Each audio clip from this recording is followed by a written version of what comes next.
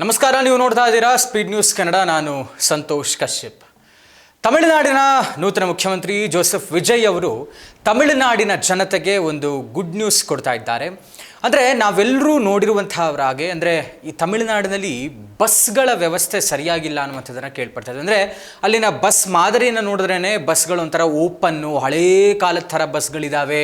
ಇದೆಲ್ಲವೂ ಕೂಡ ಆರೋಪಗಳು ಕೇಳಿಬರ್ತಾ ಇತ್ತು. ಅಂದರೆ ತಮಿಳುನಾಡಿನಲ್ಲಿ ಏನೇ ಮಾಡೋಕ್ಕೆ ಹೋದ್ರಿ ಬಸ್ಗಳನ್ನು ಇವರು ಬದಲಾವಣೆ ಮಾಡಲ್ಲ ಅನ್ನುವಂಥದ್ದನ್ನು ಕೇಳ್ಪಡ್ತಾ ಇದ್ವಿ. ಆದರೆ ಈಗ ಈ ಬಸ್ಗಳ ಬದಲಾವಣೆ ವಿಚಾರದಲ್ಲಿ ಈಗ ಮುಖ್ಯಮಂತ್ರಿ ಜೋಸೆಫ್ ವಿಜಯ್ ಅವರು ಒಂದು ಒಳ್ಳೆಯ ನಿರ್ಧಾರವನ್ನು ಕೈಗೊಂಡಿರುವಂಥದ್ದು ಮತ್ತು ತಮಿಳುನಾಡಿನ ಜನತೆಗೆ ಒಂದು ಗುಡ್ ನ್ಯೂಸ್ ಕೊಡ್ತಾ ಇರುವಂಥದ್ದು. ಇನ್ನು ಮುಂದೆ ಯಾವುದೇ ಸರ್ಕಾರಿ ಬಸ್ಗಳನ್ನು ತಮಿಳುನಾಡಿನ ಸರ್ಕಾರ ಖರೀದಿ ಮಾಡಿದ್ರೆ ಅದೆಲ್ಲವೂ ಕೂಡ AC ಬಸ್ ಆಗಿರುತ್ತೆ ಅನ್ನುವಂಥದ್ದು ಗುಡ್ ನ್ಯೂಸ್. ಎಸ್, ಮರೀನಾ ಬೀಚ್ನಲ್ಲಿ ನಿನ್ನೆ ನಡೆದಂತಹ ಒಂದು ಮ್ಯಾರಥಾನಲ್ಲಿ ಅಂದರೆ ಡ್ರಗ್ಸ್ ಮುಕ್ತವಾದಂಥ ರಾಜ್ಯ ಮಾಡಬೇಕು ಅನ್ನುವಂಥದ್ದು ತಮಿಳುನಾಡಿನ ಮುಖ್ಯಮಂತ್ರಿ ಜೋಸೆಫ್ ವಿಜಯ್ ಅವರ ಆಶಯ ಆಗಿರುವಂಥದ್ದು.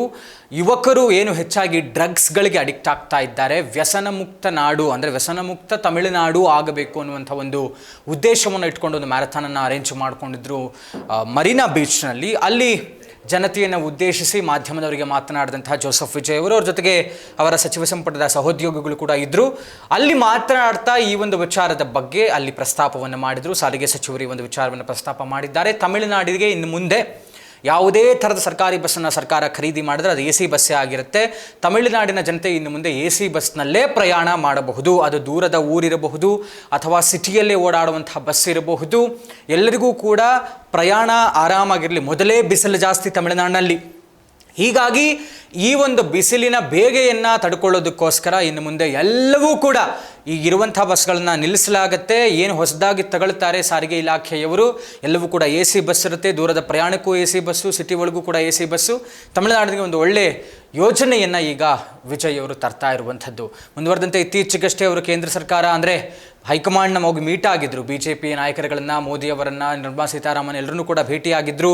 ಒಂದಷ್ಟು ಆರ್ಥಿಕ ಅನುದಾನವನ್ನು ತಮಿಳುನಾಡಿಗೆ ಕೊಡಿ ಅಂತ ನಿರ್ಮಲಾ ಸೀತಾರಾಮನ್ ಅವರನ್ನು ವಿಚಾರವಾಗಿ ಮಾತಾಡಿಸಿ ಪ್ರಶ್ನೆಯನ್ನು ಮಾಡಿ ಮನವಿಯನ್ನು ಮಾಡಿದ್ದಾರೆ. ಜೊತೆಗೆ ಪ್ರಧಾನಿ ಮೋದಿಯವರನ್ನು ಕೂಡ ಭೇಟಿಯಾಗಿ ಈ ಒಂದು ಮೇಕೆದಾಟು ವಿಚಾರದಲ್ಲಿ ಕರ್ನಾಟಕದಲ್ಲಿ ಇವರು ವಿರೋಧ ಮಾಡ್ತಾ ಇರುವಂಥದ್ದು.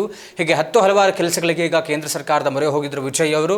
ತಮಿಳುನಾಡಲ್ಲೂ ಕೂಡ ಒಂದಷ್ಟು ಉತ್ತಮವಾದಂಥ ಯೋಜನೆಗಳನ್ನು ಘೋಷಣೆ ಮಾಡಿ ಅದರಲ್ಲಿ ಈಗ ಅದರ ಒಂದು ಸೇರ್ಪಡೆಗೆ ಈಗ ಎಲ್ಲರಿಗೂ ಕೂಡ AC ಬಸ್ನ ಪ್ರಯಾಣವನ್ನು ಈಗ ಒಂದು ಒಳ್ಳೆ ಗುಡ್ ನ್ಯೂಸನ್ನು ಈಗ ತಮಿಳುನಾಡಿನ ಜನತೆಗೆ ವಿಜಯ್ ಅವರು ಕೊಡ್ತಾ ಇರುವಂಥದ್ದು.